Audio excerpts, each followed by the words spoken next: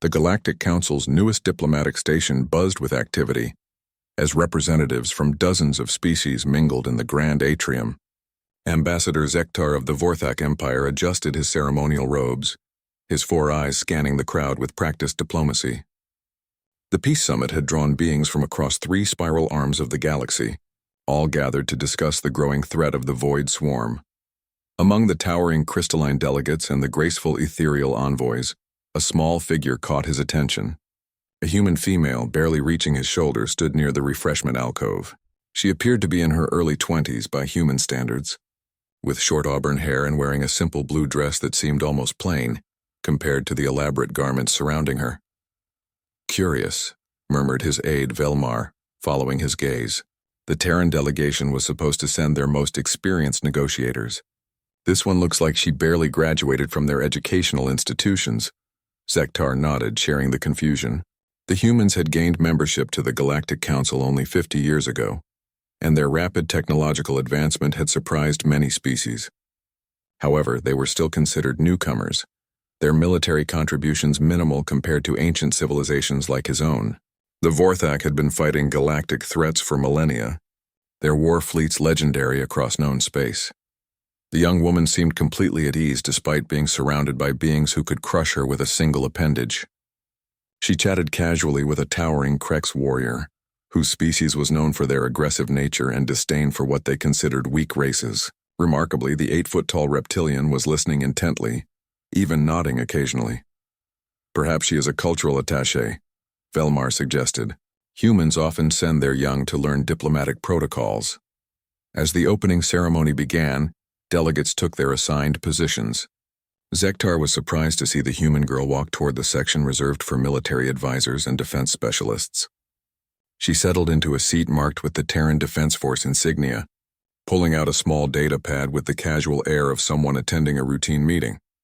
The council speaker, an ancient ethereal whose translucent form shimmered with authority, called for attention.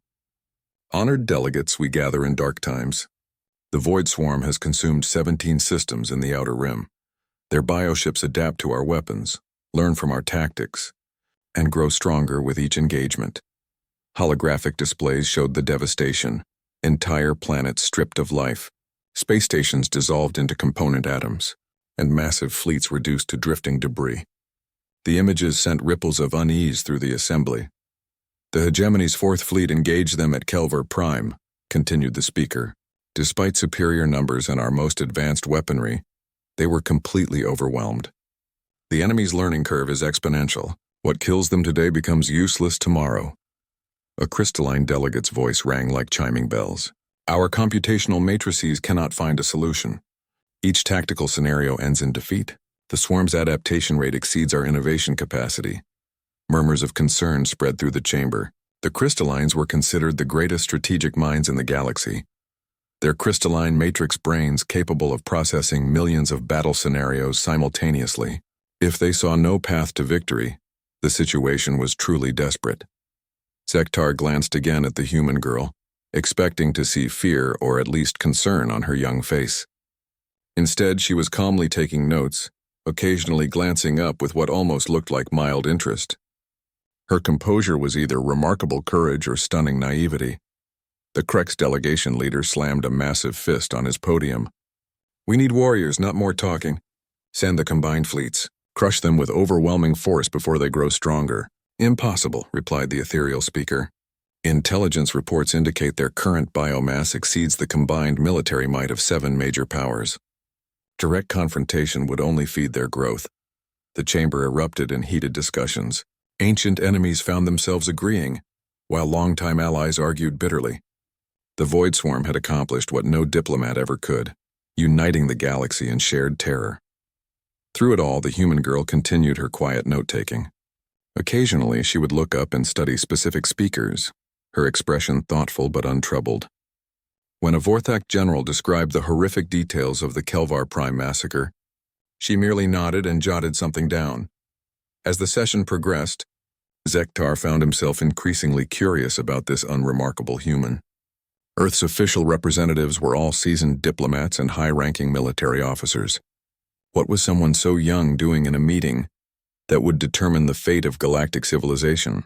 The breaking point came when Chancellor Morden of the Hegemony stood to address the assembly. His cybernetic implants gleamed as he spoke with mechanical precision.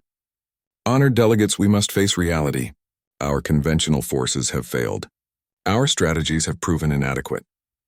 Perhaps it is time to consider alternative solutions." The chamber fell silent. Everyone knew what he meant. The Hegemony possessed planet-killer weapons, devices capable of sterilizing entire worlds. It was technology banned by every major treaty, considered too dangerous for civilized beings to wield. "You suggest genocide?" said the ethereal speaker, her voice carrying waves of disapproval. "The destruction of inhabited systems to deny the swarm resources." "I suggest survival," Morden replied coldly. "Better to sacrifice a few worlds than lose the entire galaxy." The debate that followed was fierce and emotional. Ancient ethical codes clashed with desperate pragmatism. Species that had never agreed on anything found themselves on the same side, while others split internally. During this chaos, Zektar noticed the human girl stand up. She walked calmly to a central podium, apparently intending to address the assembly. Security moved to intercept her. Only junior staff were allowed in the military advisor section, surely not authorized to speak. But as she approached the podium, something extraordinary happened. The girl reached into her dress pocket and withdrew a small metallic object. Even from his distance, Zektar could see it was some kind of metal or insignia. The moment security personnel saw it, they stepped aside immediately, their expressions shifting from confusion to what looked almost like awe. The girl attached the metal to her dress and looked up at the assembly. For the first time since he'd noticed her, Zektar saw something change in her demeanor. The casual, almost careless attitude vanished, replaced by something that made his combat-trained instincts suddenly alert. She wasn't just a regular girl after all. The chamber gradually fell silent as delegates noticed the young human woman at the central podium. The metal on her dress caught the light, and Zektar found himself straining to make out its details. It appeared to be made of some dark metal he didn't recognize, with intricate engravings that seemed to shift and move in the light. The ethereal speaker's translucent form flickered with surprise. "The chair recognizes—" "Forgive me, I do not have your designation in my records." The girl smiled, and there was something unsettling about how calm she appeared.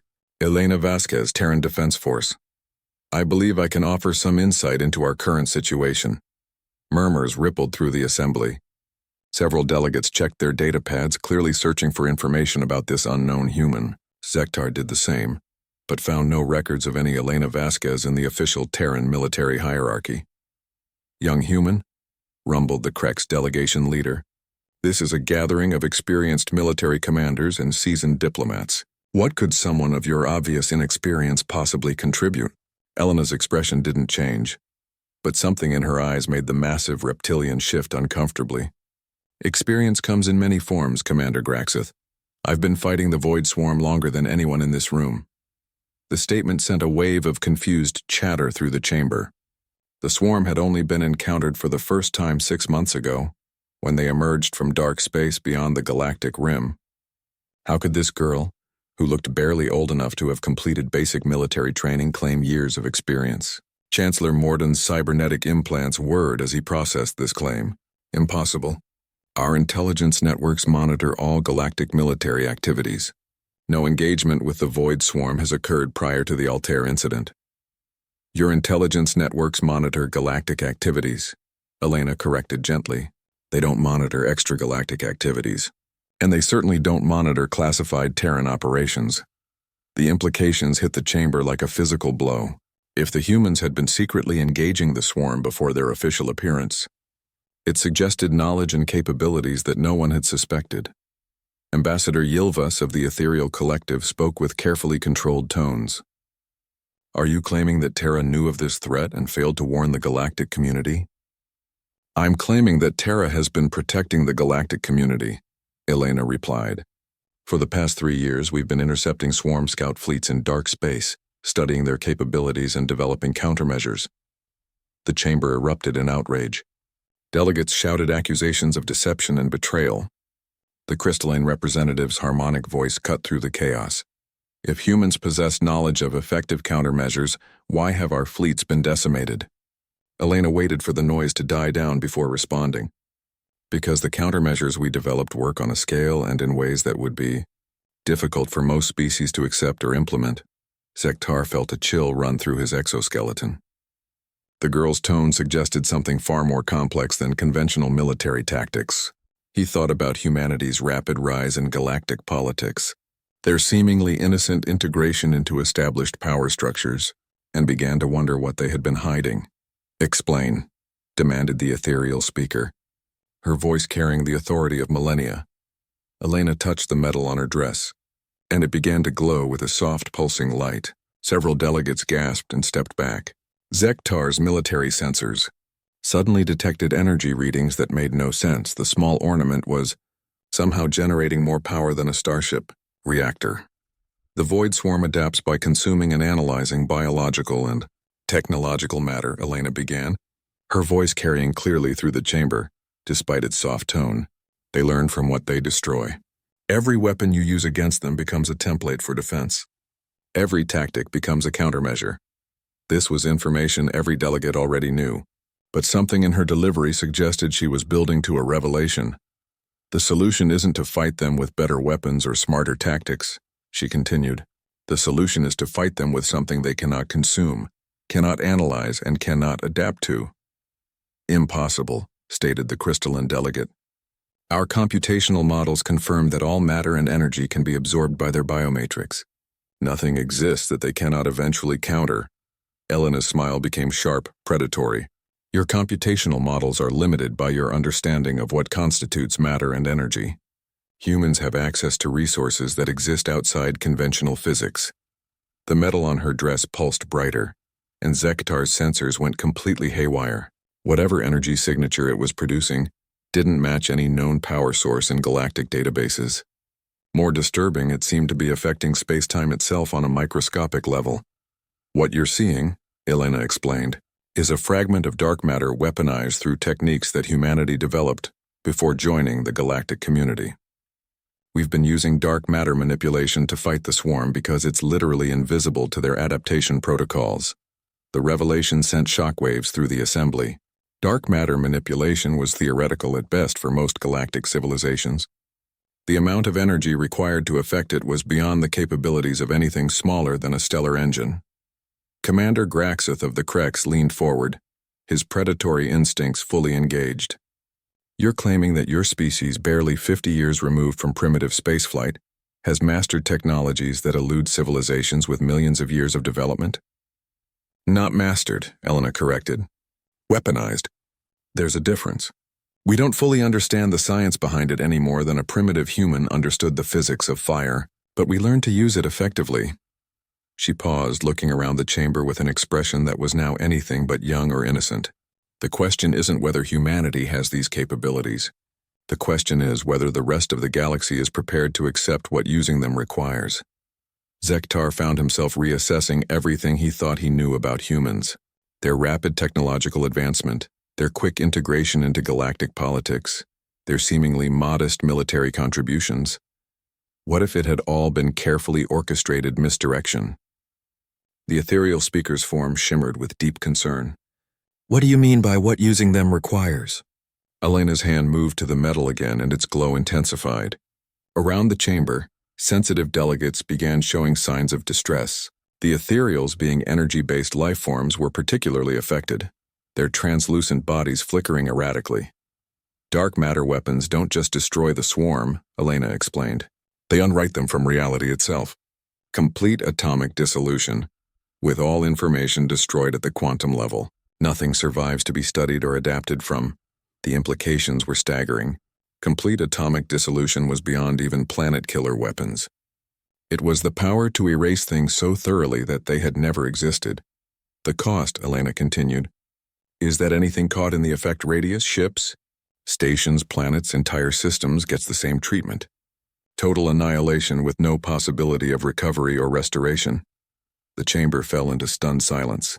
They were being offered a weapon that could destroy the void swarm completely, but using it would require sacrificing everything in the surrounding space. Chancellor Morden was the first to speak, his mechanical voice trembling slightly. "How many systems would need to be unwritten?" Elena consulted her datapad with the casual air of someone checking a shopping list. Based on current swarm distribution and expansion patterns, we estimate 17 inhabited systems and 43 with significant infrastructure would need to be cleared. The number represented billions of lives and trillions of invested resources. It was genocide on a scale that made the Chancellor's planet killer suggestion seem merciful. But as the delegates struggled with this impossible choice, Zektar realized something that made his combat instincts scream warnings. The girl wasn't presenting them with an option. She was telling them what was going to happen. The silence stretched for long moments as delegates processed the magnitude of Elena's revelation. Zektar watched her carefully, noting how she stood with perfect stillness, showing no signs of the nervous energy typical of young officers addressing senior officials. Her composure was that of someone who had delivered similar ultimatums before. Ambassador Kethamori of the Trade Federation finally broke the silence, his voice hollow with shock.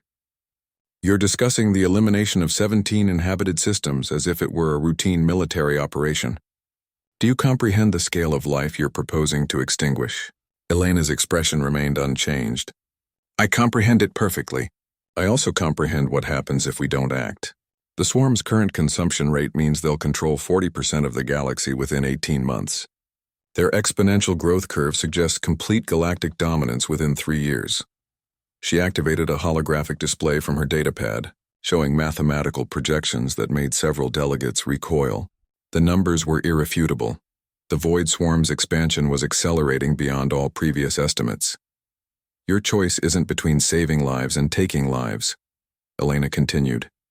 "Your choice is between taking 17 billion lives now or watching 17 trillion lives be consumed over the next 3 years.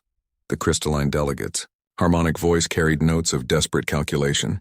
Surely there must be alternatives. Our combined fleets fighting a coordinated withdrawal could buy time for evacuation of threatened systems. Evacuation to where? Elena asked simply. The swarm learns from every engagement. Your withdrawal would only teach them more efficient pursuit tactics. Within 6 months, they'd be faster than your evacuation fleets. Commander Graxith slammed his clawed fist on his podium. This is madness. No civilized being has the right to make such decisions for entire populations. For the first time since taking the podium, Elena's calm facade cracked slightly. A flash of something, anger, frustration, or perhaps exhaustion crossed her features. Civilized beings, she repeated softly. Tell me, Commander, how civilized were your people when the hegemony's expansion fleets threatened Krek space 2 centuries ago? The question hit like a physical blow. Every delegate knew the history. The Kreks had responded to hegemony expansion by glassing 3 uninhabited systems to create an impassable radiation barrier. It had worked, but the environmental damage still lingered. That was different, Graxith growled, but his voice lacked conviction. Yes, it was, Elena agreed. It was smaller scale, less efficient, and ultimately unnecessary. Humanity is offering you a precision solution to an extinction-level threat. The ethereal speaker's form pulsed with barely contained distress. You speak as if humanity has already made this decision unilaterally. Elena's hand returned to the metal, and its glow intensified until it was visible even in the chamber's bright lighting. Humanity made this decision 3 years ago when we first encountered the swarm. Everything since then has been preparation and positioning. The admission sent shockwaves through the assembly. Zektar felt pieces of a massive puzzle clicking into place. Humanity's eager participation in galactic politics, their seemingly modest military contributions while secretly developing apocalyptic weapons, their strategic placement of diplomatic stations throughout threatened sectors. The Peace Summit, breathed Ambassador Yilvas. This entire gathering. You orchestrated it, Elena nodded. We needed the galaxy's leadership in one location for the announcement, and we needed to ensure no major power would interfere with the operation. The implications were staggering. While every other species had been scrambling to respond to the swarm threat, humanity had been carefully manipulating galactic politics to position themselves for this moment. Chancellor Mordun's cybernetic implants whirred frantically as he processed the strategic implications. How long have humans been capable of dark matter manipulation? Since before we made contact with galactic civilization, Elena replied. The technology that brought us to your attention wasn't our first breakthrough. It was our most conservative one. The chamber erupted in chaos. Delegates shouted accusations of deception, betrayal, and manipulation. Several species representatives began demanding immediate military action against Terra. Others called for evacuation of the threatened systems. Through it all, Elena stood calmly at the podium, waiting for the noise to subside. When it finally did, her voice carried with quiet authority. I understand your anger. I understand your fear. But I need you to understand something in return. She paused, her eyes scanning the assembly. Humanity didn't develop these weapons to threaten you. We developed them because we knew something like the swarm was inevitable. She activated another holographic display, this one showing deep space scans that dated back decades. Our early expansion into dark space wasn't driven by exploration or resource gathering. It was driven by evidence that something was coming, something that conventional galactic civilization couldn't survive. The data showed anomalous readings, fragments of biomechanical debris, and energy signatures that matched nothing in known databases. It was clear that humanity had been tracking the swarm's approach long before their official emergence. Every species in this chamber has faced existential threats before, Elena continued. The difference is that your threats came from within the galaxy. Rival empires, resource conflicts, technological accidents. This threat comes from outside everything you've ever known. She gestured to the holographic display. The Void Swarm isn't just another hostile alien species. They're what happens when organic and artificial intelligence merge without ethical constraints. They're what your own civilizations could become if you prioritize survival over morality. The accusation hit its mark. Several delegates shifted uncomfortably, knowing their own species' histories included dark chapters of ruthless expansion and conquest. Humanity looked at the approaching threat and realized that conventional morality was a luxury we couldn't afford, Elena said. We made the choice to become monsters so that the rest of you could remain civilized. Zektar felt a chill of recognition. The girl's words echoed ancient Vorthak military philosophy. Sometimes victory required accepting damnation. The ethereal speaker's voice carried deep sadness. And if we refuse to accept your solution, if we choose to fight with conventional weapons and accept whatever fate awaits, Elena's expression hardened. Then you'll lose. And when your fleets are consumed and your worlds are stripped bare, humanity will implement the solution anyway. The only difference will be that by then we'll need to unwrite twice as many systems. The threat was delivered without anger or malice, simply as a statement of fact. The chamber fell silent as delegates realized they weren't being offered a choice. They were being informed of a decision already made. However, Elena continued, her tone softening slightly, if you accept the plan, we can offer something no other solution provides. Complete evacuation of threatened populations to new worlds that humanity has been preparing for the past 3 years. She activated another display showing detailed planetary surveys, atmospheric conversion projects, and massive infrastructure development across dozens of uninhabited worlds. The scale of preparation was breathtaking. We're not asking you to sacrifice lives, Elena said. We're asking you to trust us to relocate them. Every being in the 17 target systems can be evacuated to worlds specifically prepared for their species' needs. For the first time since the revelation began, hope flickered in the chamber. But Zektar noticed something troubling in the data. The relocation. Worlds were all in sectors under increasing human influence. The girl who had seemed so ordinary was offering salvation with one hand while quietly reshaping the galaxy with the other. The evacuation data hung in the air like a lifeline, but Zektar's military training made him analyze it with growing suspicion. The relocation worlds were strategically positioned throughout human-influenced space, creating what could only be described as a massive refugee dependency network. Ambassador Velthara of the Mining Consortium was the first to voice what many were thinking. These relocation worlds, they're all within 3 jump points of human colonies. You're not just offering evacuation. You're ensuring that every displaced population becomes dependent on human infrastructure. Elena's expression remained neutral, but Zektar caught the briefest flicker of approval in her eyes. Someone was finally asking the right questions. Dependency is one word for it, Elena acknowledged. Protection is another. When you relocate 17 billion beings, you don't just need empty planets. You need supply chains, defense networks, and administrative systems. Humanity has been building those for 3 years. The implications sent ripples of unease through the chamber. The hegemony's chancellor leaned forward, his cybernetic implants glowing as he processed the strategic ramifications. You're engineering the largest refugee crisis in galactic history to position humanity as the dominant humanitarian force, Mordun stated.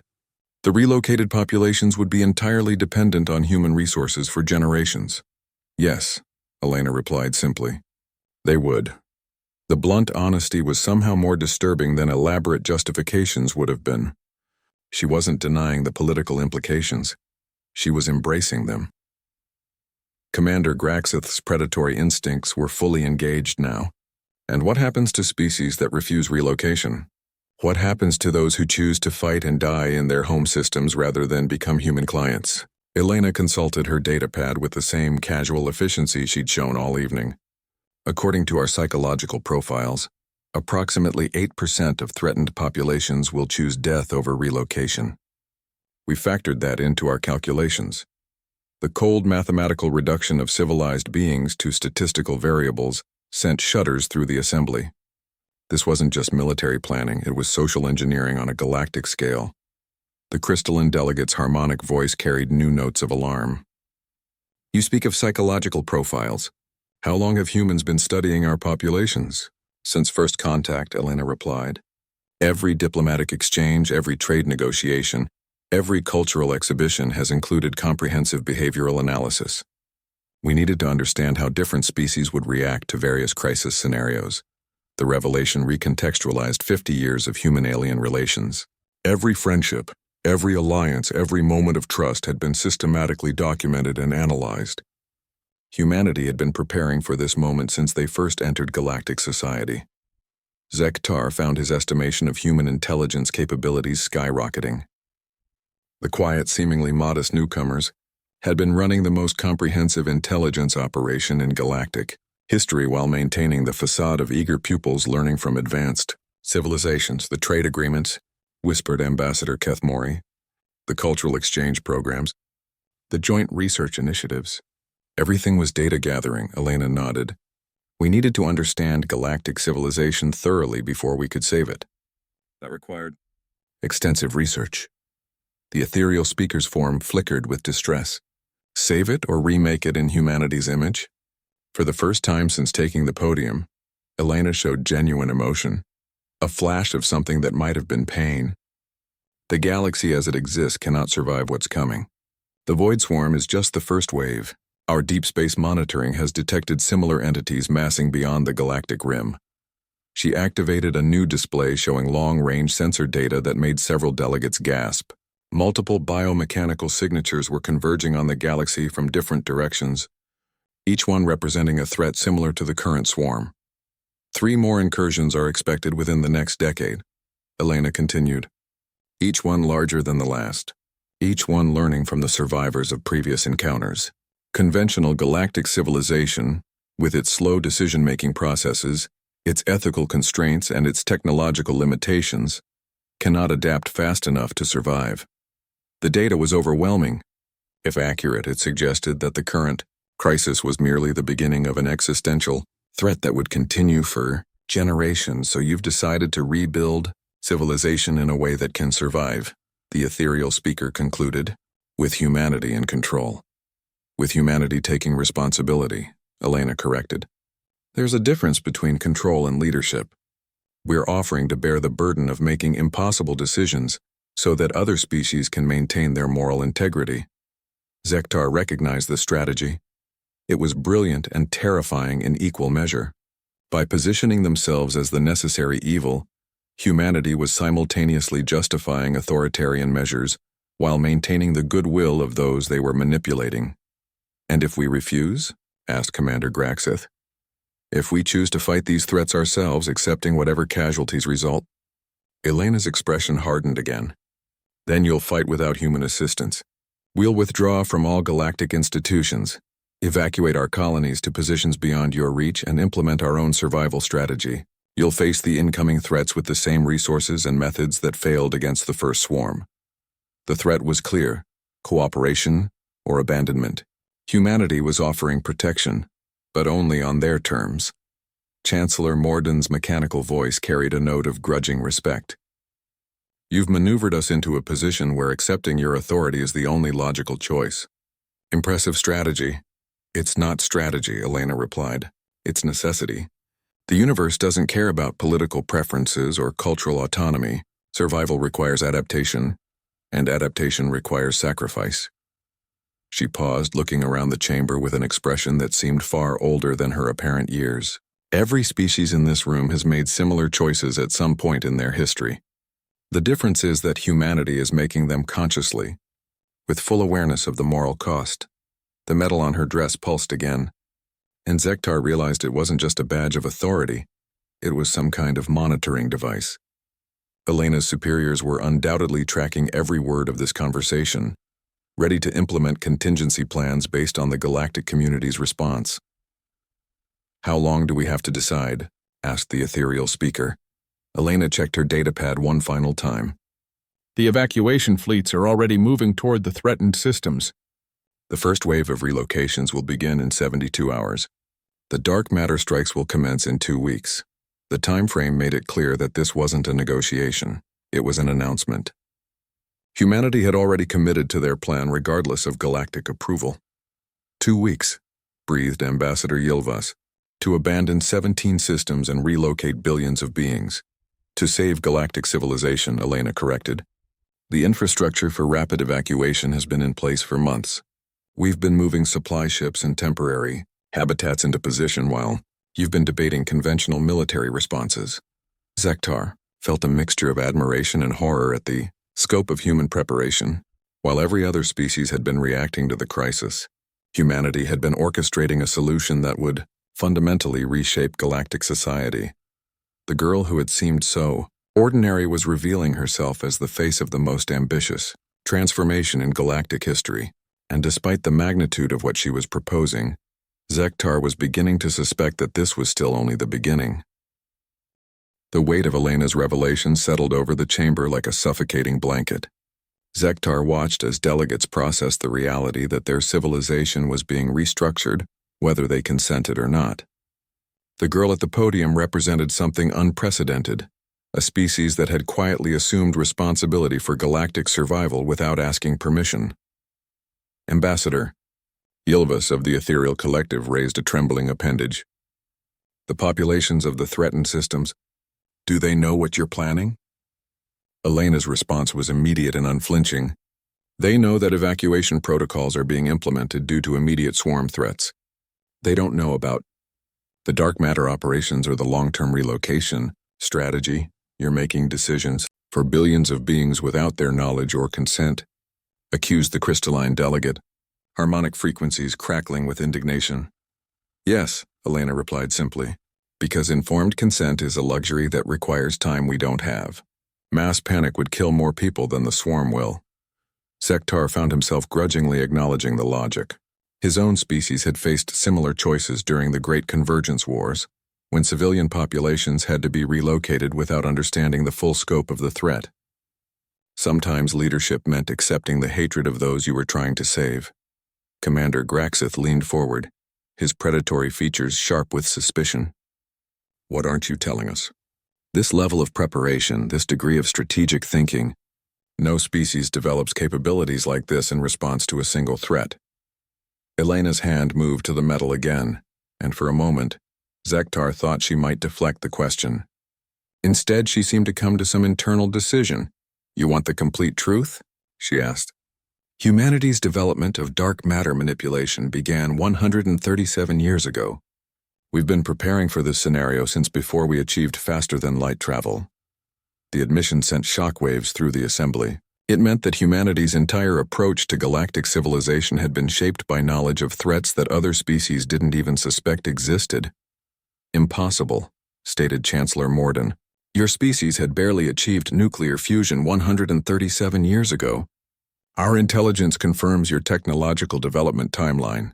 Elena's smile carried no warmth. Your intelligence confirms what we wanted you to believe. The truth is more complicated. She activated a new holographic display showing what appeared to be archaeological data. Ancient artifacts, technological fragments, and biological samples filled the projection. Humanity isn't the first intelligent species to evolve on Earth, Elena continued. We're the second. The first disappeared approximately 65 million years ago, but they left warnings. Deep buried caches containing records of what destroyed them. The implications hit the chamber like a physical blow. Every delegate knew the statistical probability that intelligent life had evolved multiple times on suitable worlds. But finding actual evidence was unprecedented. The previous civilization called them devourers, Elena explained. Biomechanical entities that emerged from deep space every few million years, consuming everything in their path, before returning to the void between galaxies. What you call the void swarm is just their latest manifestation. Zektar felt his understanding of galactic history shifting. If Elena was telling the truth, then the current crisis wasn't an isolated threat. It was part of a cosmic cycle that had been repeating for eons. The warnings included technological blueprints, Elena continued. Dark matter manipulation, dimensional folding, quantum consciousness preservation. Technologies that could survive devourer consumption because they existed partially outside normal spacetime. The ethereal speaker's form pulsed with deep concern. You're claiming that humanity has access to technologies from a 65-million-year-old civilization? Not access, Elena corrected. Understanding. The previous Earth civilization left us the knowledge, but we had to develop the capability to use it ourselves. That process took over a century of secret research. She gestured to the assembled delegates. While our official first contact was 50 years ago, human deep space probes had been monitoring galactic civilization for decades before that. We needed to understand what we were protecting before we revealed ourselves. The revelation recontextualized everything. Humanity's rapid integration into galactic society, their strategic positioning, their careful cultivation of relationships with major powers.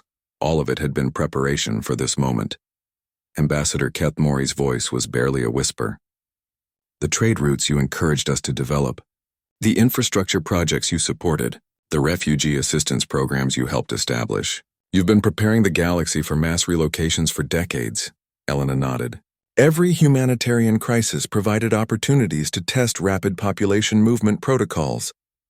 Every infrastructure project included components designed for emergency evacuation scenarios. Every trade agreement created supply chains that could be rapidly repurposed.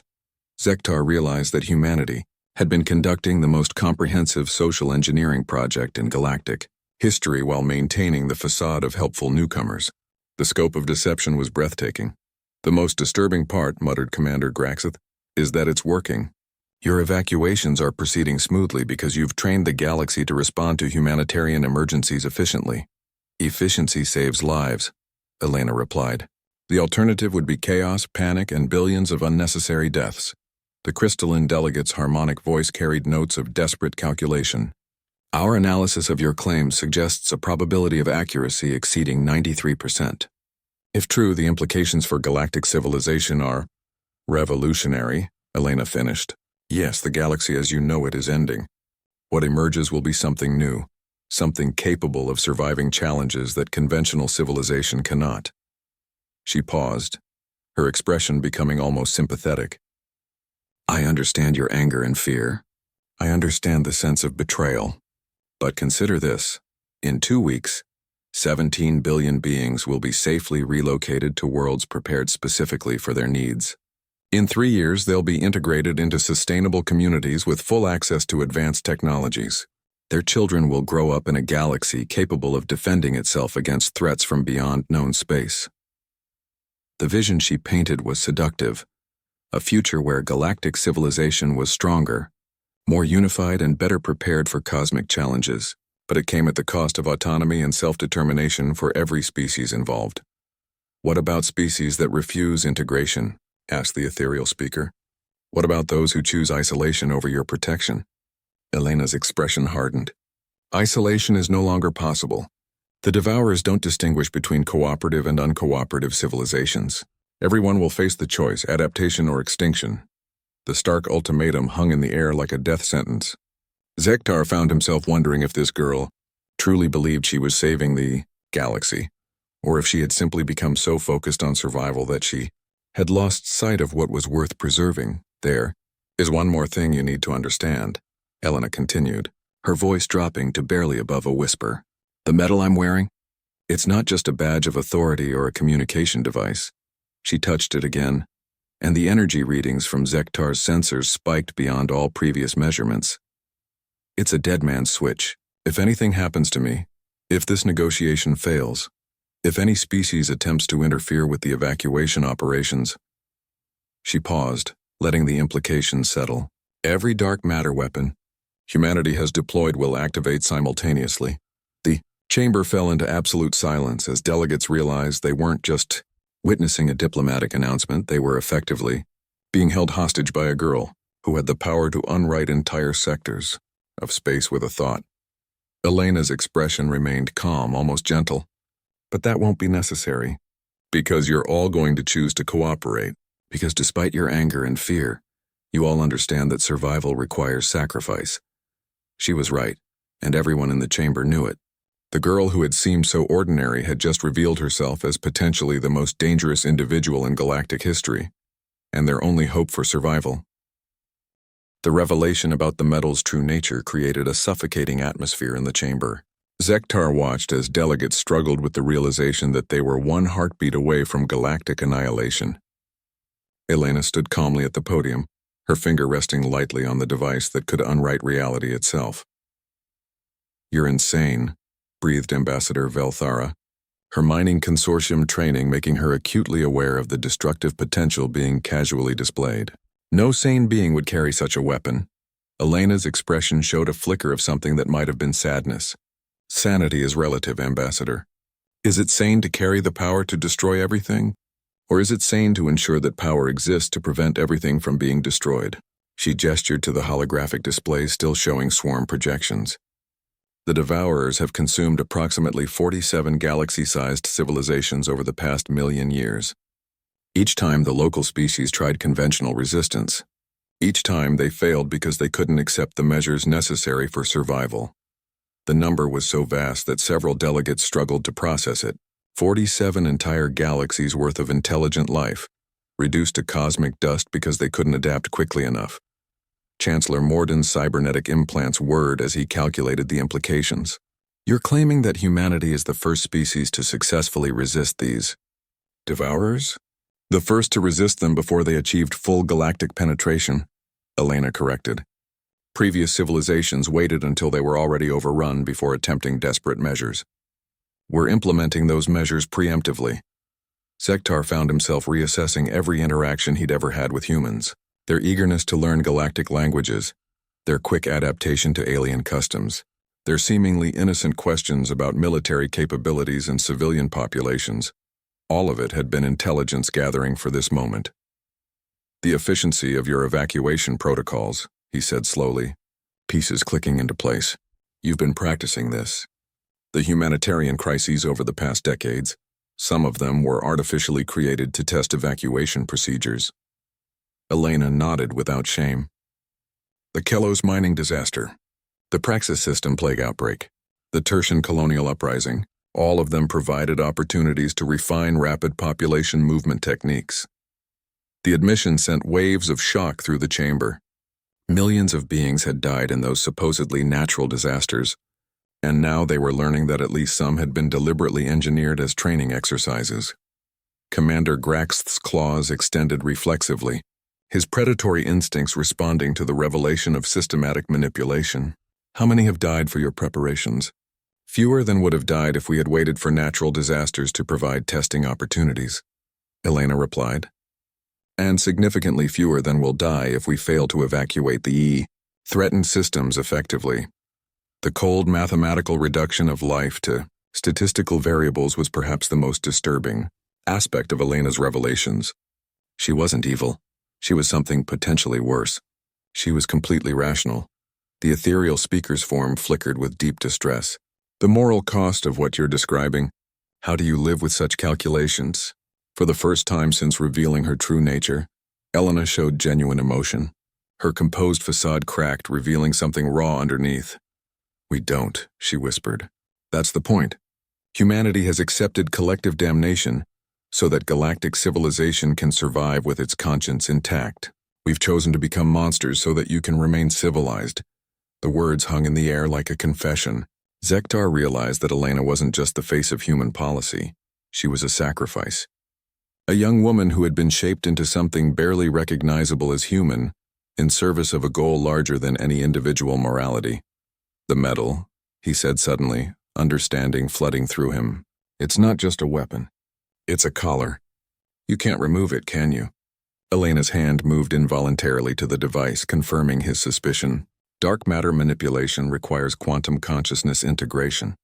Once the process is complete, separation results in immediate atomic dissolution. She was a living weapon, bound to her role by the same forces she commanded. The girl who wielded the power to unwrite reality was herself trapped by that power. How many others? Asked the crystalline delegate, harmonic frequencies heavy with horror. How many humans have been modified? Enough, Elena replied simply. Distributed throughout human space, monitoring critical systems, ready to implement final protocols if necessary. The implication was clear. Humanity had created a network of individuals capable of annihilating everything if their survival strategy failed. It was the ultimate insurance policy against galactic resistance. Ambassador Yilva spoke with barely controlled revulsion. You've created a generation of living doomsday weapons. Children turned into instruments of mass destruction. Elena's expression hardened again. We've created a generation willing to sacrifice everything, including their own humanity, to ensure that there will be future generations. Would you prefer that we had simply allowed the devourers to consume the galaxy unopposed? The question cut to the heart of the moral dilemma. Was any price too high to pay for survival? Elena's transformation into a living weapon was horrific, but the alternative she was preventing was the extinction of all galactic civilization. The evacuation fleets, said Chancellor Morden, his mechanical mind processing the strategic implications. They're not just rescue operations. They're final positioning for your people. Elena nodded. Integration specialists, infrastructure engineers, security coordinators. The relocated populations will find themselves in communities designed and managed by humans. Within a generation, the distinction between human and alien settlements will become meaningless. She was describing the peaceful conquest of galactic civilization, not through military force, but through indispensability. By making themselves essential for survival, humanity was ensuring permanent influence over every relocated population. And if the relocations are successful? Asked the ethereal speaker. If the dark matter weapons eliminate the swarm threat, what happens to galactic autonomy then? Elena's smile held no warmth. Autonomy is an illusion that only exists in the absence of existential threats. The next devourer incursion will arrive within a decade. The one after that will be larger. Each cycle will require more extreme measures. She gestured to the data displays. What you're witnessing isn't the end of the current crisis, it's the beginning of permanent crisis management.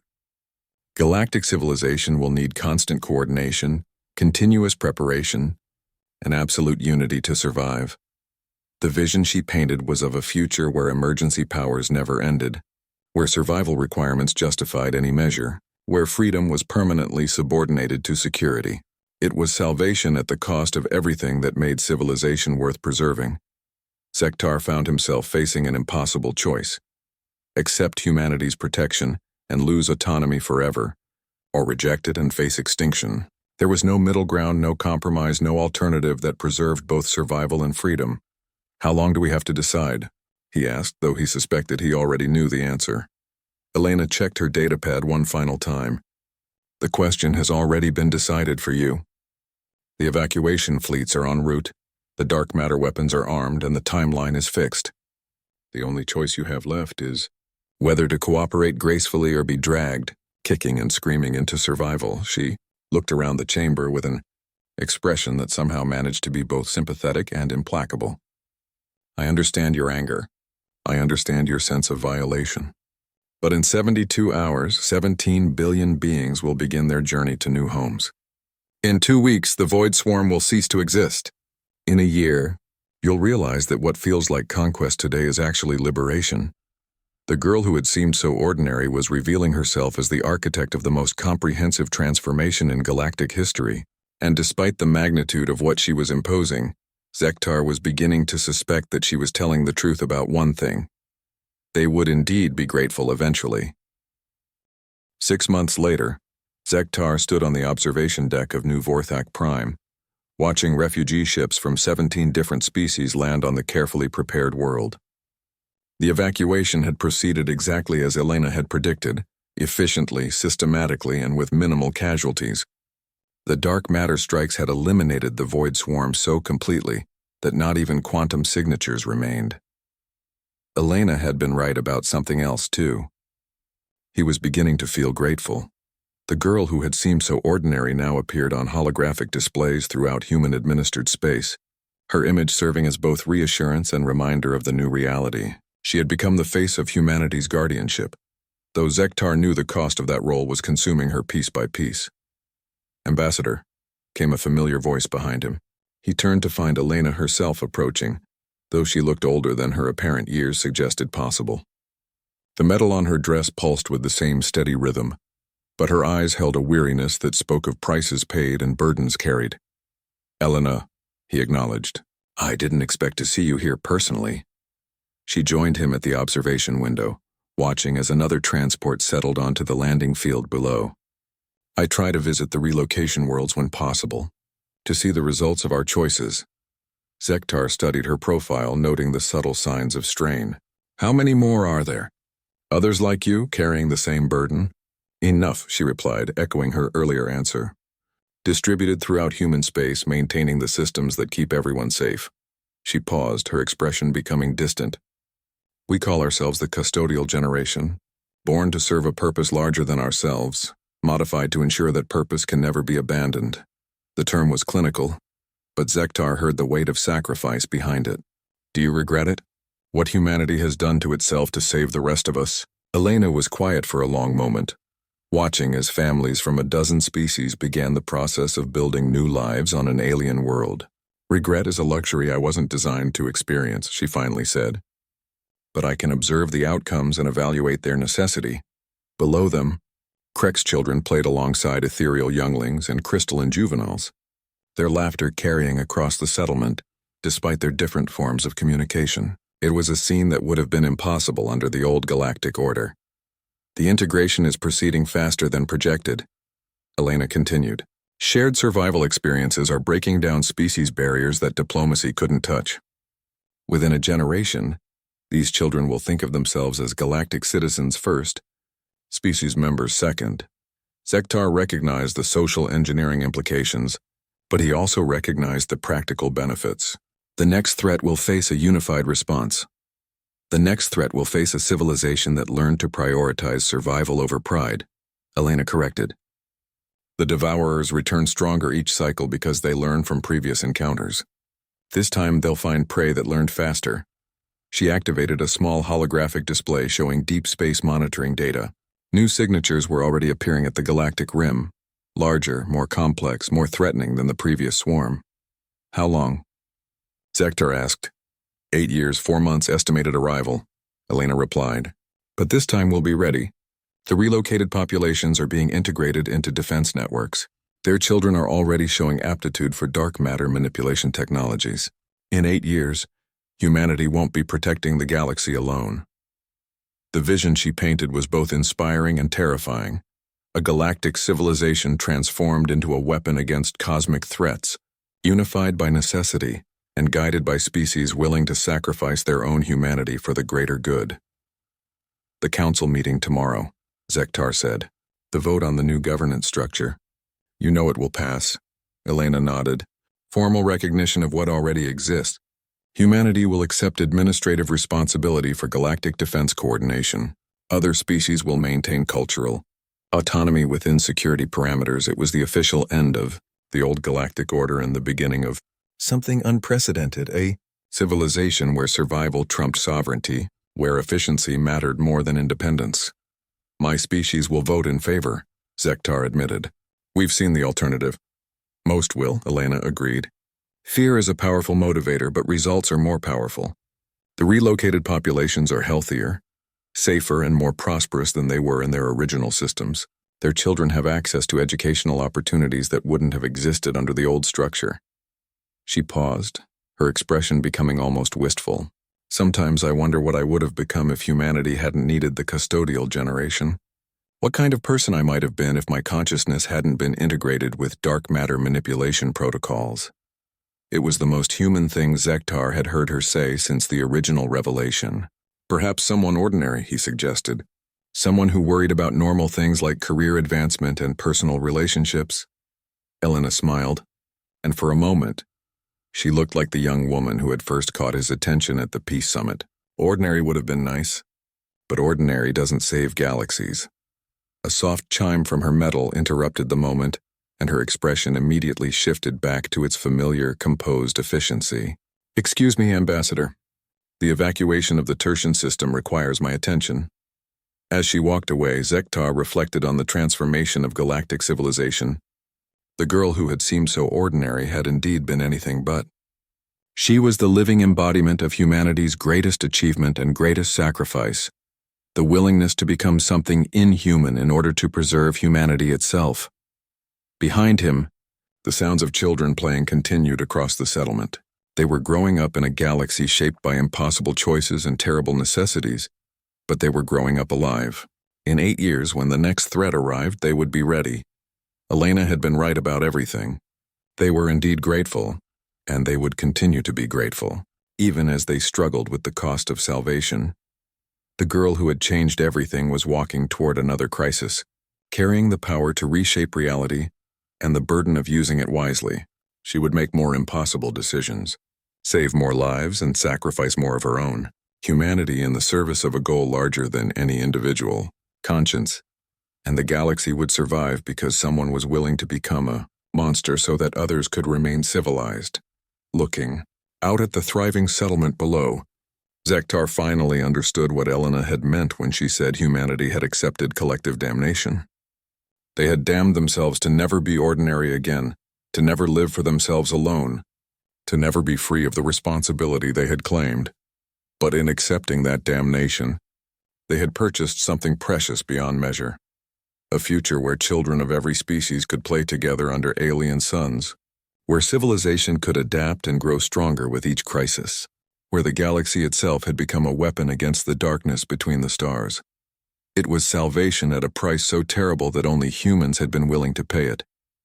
And as Zektar watched Elena disappear into the administrative complex, he said a silent prayer of gratitude to whatever cosmic forces had created a species capable of such sacrifice. The girl who had seemed so ordinary had turned out to be the most extraordinary being in galactic history, and the galaxy was alive because of it.